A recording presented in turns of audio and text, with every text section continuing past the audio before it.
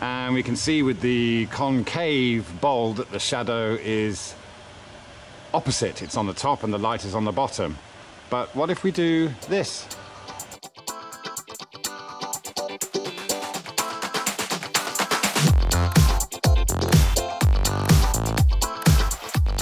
Hello, Flat Earth researchers, debaters, and debunkers. Today we're going to take a peek at Phuket. Phuket? Hold on. Fuckwit.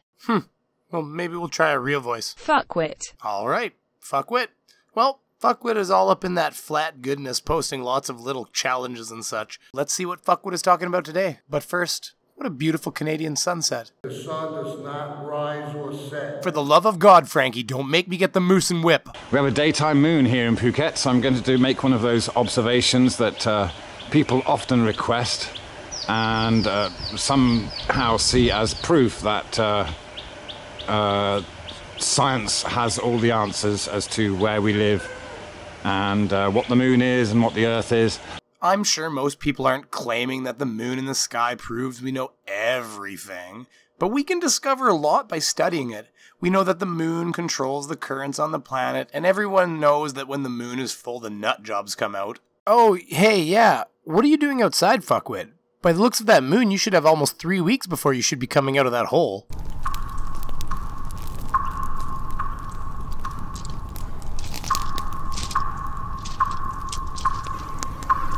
Hello, Flat Earth researchers, debaters and debunkers.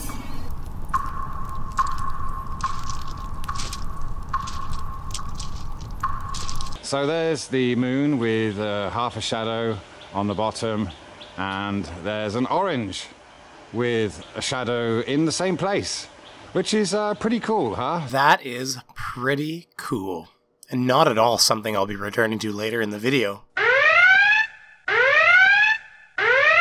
Okay, it does match up in that respect, but on the orange there we can see this kind of spotlight of the sun being reflected off it, so we don't see a spotlight of any reflection on the moon.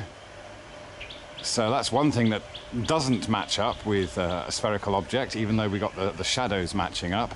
Wait, so an object, if it's a sphere, must have a shine spot on it? Have you ever printed photos?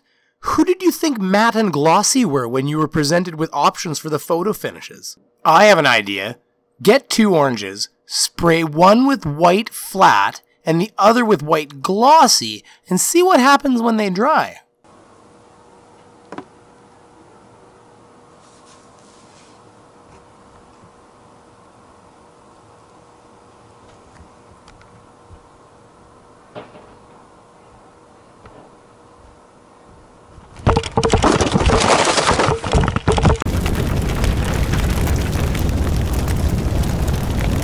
Obviously, I got up in his comments and asked if he has ever purchased photos and if he knew what matte and glossy were. I said some objects reflect more light than others. I tried so hard to find it, but I can't. His response was, "So the moon doesn't reflect light, you're saying?" Not only was this the moment I knew I wanted to do this video, it was also the moment I realized that fuckwit doesn't understand how light works in relation to his eyes and eyesight. So let's talk about that quickly. Simply put, your eye is a light sensor. You take in wavelengths of light and turn that into an image. Different colors are distinguished by the wavelength of light your eye receives. In order for you to see anything, it is reflecting light. That is how you know a road is black, the moon is dusty white mostly, flowers are all kinds of everything, and when you don't have light, you can't see anything. There's nothing for your fancy light sensor to sense. So does that make the moon something similar to clouds? Is the sun shining through the moon as well? Difficult to say, isn't it? We can't really tell. I would say it's clearly not shining through the moon, otherwise how in the shit would you get this shadow? It's very obvious the craters here are blocking the light. But let's try with something concave. So I've got a bowl here. Check. While we're grabbing ridiculous items, I've got a cowboy hat. It is again, there's the shadow. And we can see with the concave bowl that the shadow is opposite. It's on the top and the light is on the bottom. But what if we do this? Suddenly we have shadow on the bottom and light on the top.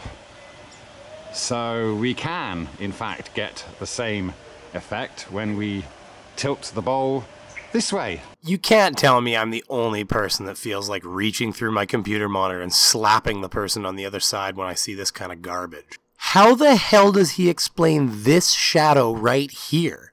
I mean, his observable reality he's holding in his hand does not match what you can see with your own eyes, with his fancy cameras and all that funness.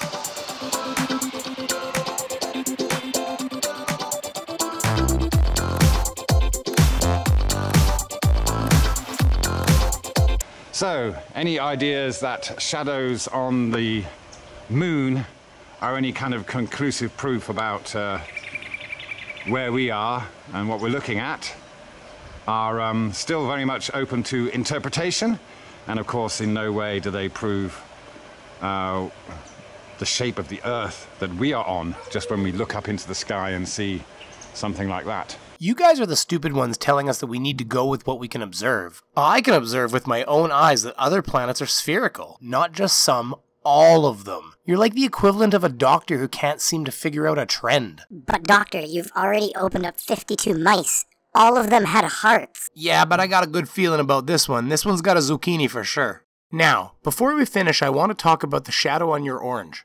What this shadow shows us is that the light from the sun is coming from far away. It's so far away the light is essentially hitting us at the same angle.